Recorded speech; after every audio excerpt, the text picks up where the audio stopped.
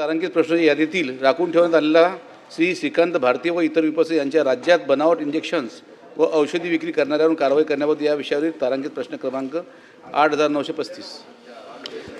सभापती महोदय, या प्रश्नासंबंधामध्ये त्या दिवशी सभागृहातल्या जवळपास सगळ्या सदस्यांनी आपलं मत अत्यंत गंभीरपणे व्यक्त केलं आहे। त्यामुळे त्या विषयातल्या अधिक चर्चेमध्ये जाणं हे मला योग्य वाटत नाही। आपण सभागृहाचा वेळ खर्च करू। दोनच मागण्या फक्त सभापती महोदय त्यावेळेसच्या सगळ्या सभागृहातल्या नेत्यांनी म्हटलं होतं।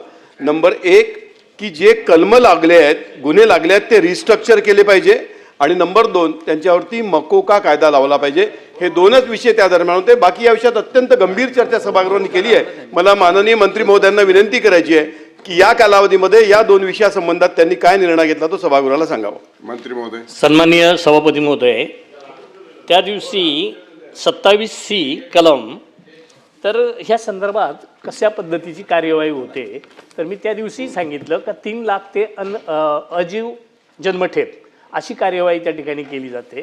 त्या पद्धतीनं कार्यवाही केलेली आहे। त्याच पद्धतीनं मोकोकाच्या संदर्भात पोलीस विभागाला ते तपासण्यासाठीचं पाठवलं आहे। त्यानंतर निश्चित त्याच्यावर मोकोकाची कार्यवाही केली जाईल।